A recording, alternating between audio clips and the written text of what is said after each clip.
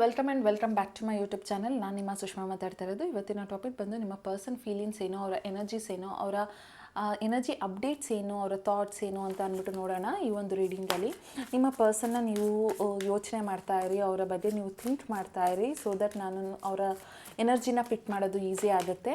Okay, the tower card ಅಂತ ಬಂದಿದೆ. ಫಸ್ಟೇ tower card. Okay, nice. And 3 of cups. Okay, ಈ ಪರ್ಸನ್ ಎಂಡ್ ಆಗಿದ್ದಾರೆ ಅಂತ ಅಂದರೆ, ನೀವು ಈ ಪರ್ಸನ್ ಲೈಫಲ್ಲಿ ನೀವಾಗೇ ನೀವು ಹೋಗಲಿಲ್ಲ, ಅವರೇ ನಿಮಗೆ ಒಂದು ಆತ್ಮವಿಶ್ವಾಸ ಅನ್ನೋದನ್ನು ಕೊಟ್ಟರು, ಅವರೇ ನಿಮಗೆ ಪ್ರೀತಿನ ಕೊಟ್ಟರು, ಅವರೇ ನಿಮಗೆ ಕನ್ಸರ್ನ್ ಅನ್ನೋವಂಥದ್ದನ್ನು ತೋರಿಸಿದ್ರು. ನೀವು ಬೇಡ ಬೇಡ ಅಂತ ಆ ಪರ್ಸನ್ನ ನೀವು ರಿಜೆಕ್ಟ್ ಮಾಡ್ತಿದ್ರು ಕೂಡ ಈ ಪರ್ಸನ್ನೇ ನಿಮಗೆಲ್ಲ ಮಾಡೋದಕ್ಕೆ ಸ್ಟಾರ್ಟ್ ಮಾಡಿದ್ರು. ನೀವು ಯಾವುದೂ ಆ ಪರ್ಸನ್ನಿಂದ ಇನ್ ರಿಟರ್ನ್ ಎಕ್ಸ್ಪೆಕ್ಟ್ ಮಾಡ್ತಿರಲಿಲ್ಲ.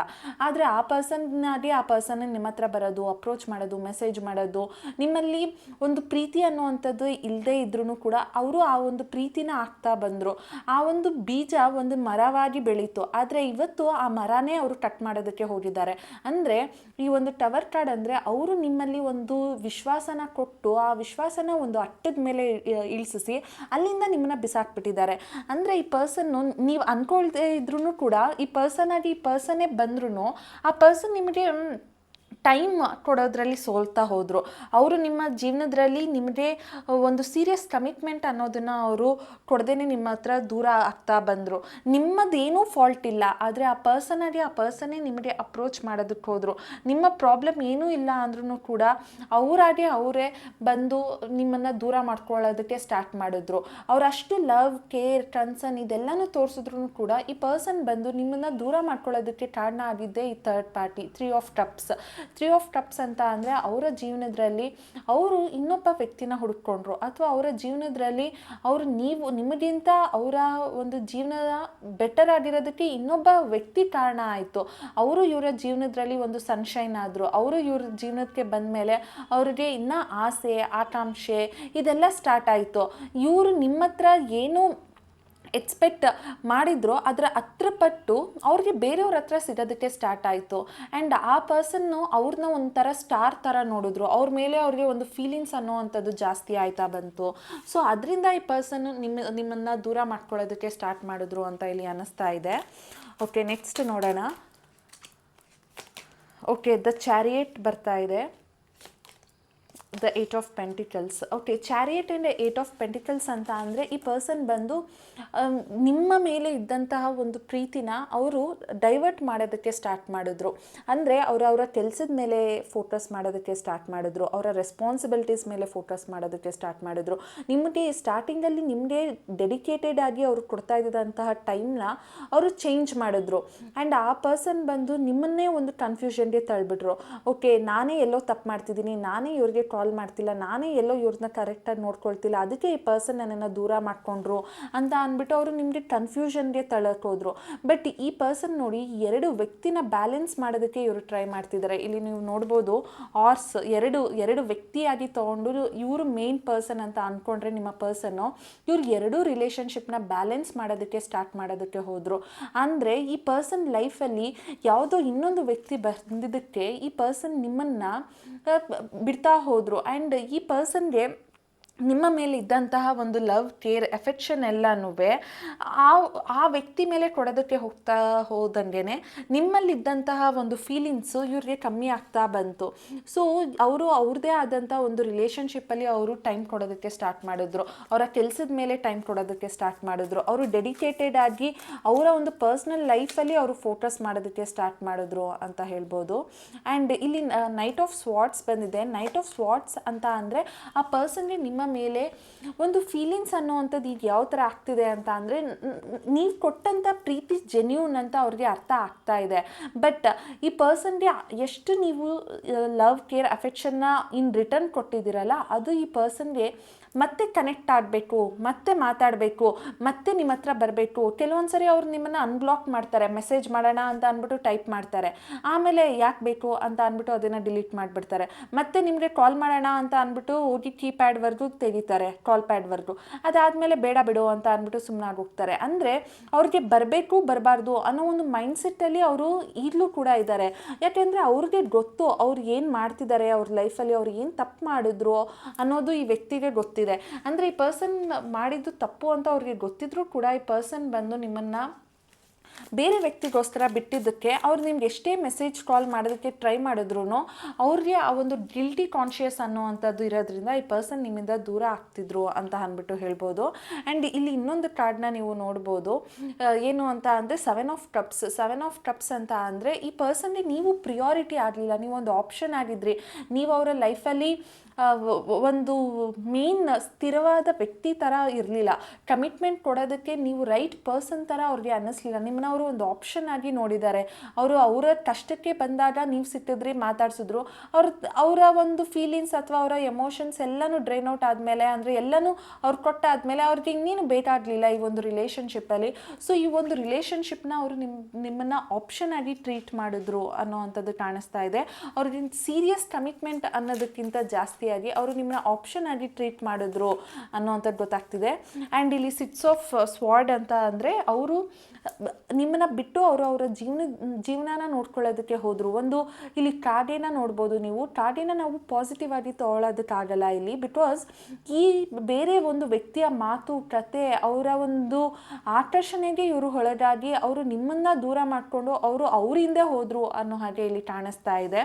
ಸೊ ಈ ಪರ್ಸನ್ ಬಂದು ನಿಮ್ಮ ಮೇಲೆ ಇದ್ದಂತಹ ಫೀಲಿಂಗ್ಸು ಅವ್ರಿಗೆ ಒಂದು ಜೆನ್ಯೂನ್ ಫೀಲಿಂಗ್ಸ್ ಅನ್ನೋವಂಥದ್ದುಕ್ಕಿಂತ ಜಾಸ್ತಿ ಟೈಮ್ಗೆ ಸಿಚುವೇಶನ್ಗೆ ಈ ಒಂದು ಫೀಲಿಂಗ್ಸ್ ಅನ್ನೋವಂಥದ್ದು ಬಂತು ಅಂತ ಅಂದ್ಬಿಟ್ಟು ಹೇಳ್ಬೋದು ಈ ಪರ್ಸನ್ಗೆ. ಸೊ ಇವರೇ ನಿಮ್ಮನ್ನು ಅಪ್ರೋಚ್ ಮಾಡಿದ್ರು, ಆಮೇಲೆ ಇವರೇ ನಿಮ್ಮ ಲೈಫಿಂದ ದೂರ ಹೋದರು ಅನ್ನೋವಂಥದ್ದು ಇಲ್ಲಿ ಕಾಣಿಸ್ತಾ ಇದೆ. ಆ್ಯಂಡ್ ಇಲ್ಲಿ ಪೇಜ್ ಆಫ್ ವಾಂಡ್ಸ್ ಅಂತ ಅಂದರೆ ಈ ಪರ್ಸನ್ಗೆ ನಿಮ್ಮ ಮೇಲೆ ಈಗಲೂ ಕೂಡ ಒಂದು ಪ್ರೀತಿ ಅನ್ನುವಂಥದ್ದಿದೆ. ಅವರು ನಿಮ್ಗೆ ಈಗಲೂ ಕೂಡ ಕಮಿಟ್ಮೆಂಟ್ ಅನ್ನೋವಂಥದ್ದನ್ನ ಕೊಡೋದಕ್ಕೆ ಅವ್ರು ಇಷ್ಟಪಡ್ತಾ ಇಲ್ಲ. ಅವ್ರು ಈಗ ನಿಮ್ಮ ಹತ್ರ ಮಾತಾಡಬೇಕು ಅಂತ ಅವ್ರು ಅಂದ್ಕೊಳ್ತಾರೆ ಹೊರತು ಅವರು ನಿಮಗೆ ಕಮಿಟ್ಮೆಂಟ್ ಕೊಡಬೇಕು, ನಿಮ್ಮ ಜೊತೆ ಇರಬೇಕು ಅಂತ ಅಂದ್ಬಿಟ್ಟು ಈ ಪರ್ಸನ್ ಅಂದ್ಕೊಳ್ಳಲ್ಲ. ನೀವು ಯಾವ ಥರ ಇದ್ದೀರಾ, ನಿಮ್ಮ ಜೀವನದಲ್ಲಿ ಏನು ನಡೀತಿದೆ ಅನ್ನೋವಂಥ ಒಂದು ಕ್ಯೂರಿಯಾಸಿಟಿ ಇದೆ ಅವ್ರಿಗೆ. ಆ ಕ್ಯೂರಿಯಾಸಿಟಿಗೋಸ್ಕರ ಈ ಪರ್ಸನ್ ನಿಮ್ಮನ್ನು ಕಾಂಟ್ಯಾಕ್ಟ್ ಮಾಡ್ಬೋದು. ಆ್ಯಂಡ್ ಕ್ವೀನ್ ಆಫ್ ಸ್ವಾರ್ಡ್ ಅಂತ ಅಂದರೆ ಅವರನ್ನ ಒಂದು ಬೌಂಡ್ರಿ ಹಾಕ್ಕೊಂಡಿದ್ದಾರೆ. ಅವರ ಜೀವನದಲ್ಲಿ ಅವ್ರಿಗೇನು ಬೇಕು ಬೇಡ ಅನ್ನೋವಂಥದ್ದು ಗೊತ್ತು ಮಾಡಿಕೊಂಡು ಅವ್ರದ್ದೇ ಆದಂಥ ಒಂದು ಲೈಫಲ್ಲಿ ಫೋಕಸ್ ಮಾಡ್ಕೊಂಡು ಹೋಗ್ತಾ ಇದ್ದಾರೆ. ನಿಮ್ಮ ಮೇಲೆ ಎಷ್ಟೇ ಕ್ಯೂರಿಯಾಸಿಟಿ ಕನ್ಸರ್ನ್ ಇದ್ರೂ ಕೂಡ ನೀವು ಅವರ ಲೈಫಲ್ಲಿ ಈಗಲೂ ಕೂಡ ಒಂದು ಸೀರಿಯಸ್ ಪರ್ಸನ್ ಥರ ಇಲ್ಲ.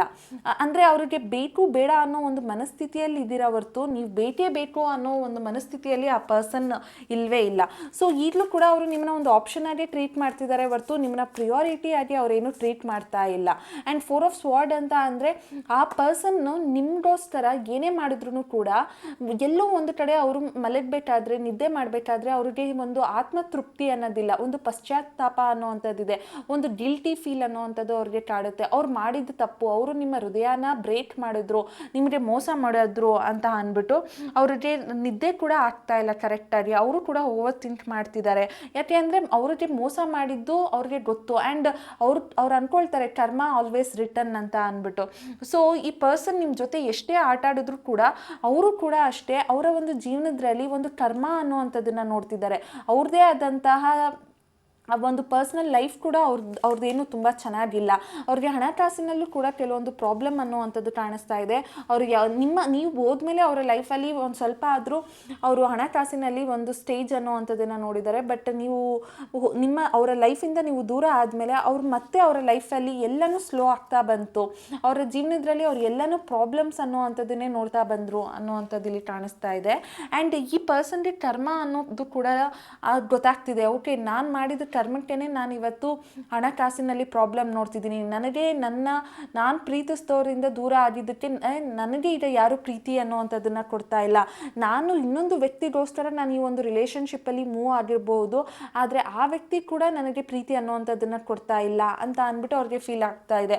ಅವರು ಈಗ ಅವರ ರಿಲೇಷನ್ಶಿಪ್ ಅಥವಾ ಅವರ ಒಂದು ಫಿನಾನ್ಷಿಯಲ್ ಸ್ಟೇಟಸ್ಗೆ ಕಾರಣ ನಿಮಗೆ ಮೋಸ ಮಾಡಿದ್ದು ಅಂತ ಅಂದ್ಬಿಟ್ಟು ಅವ್ರಿಗೆ ಅನ್ನಿಸ್ತಾ ಇದೆ.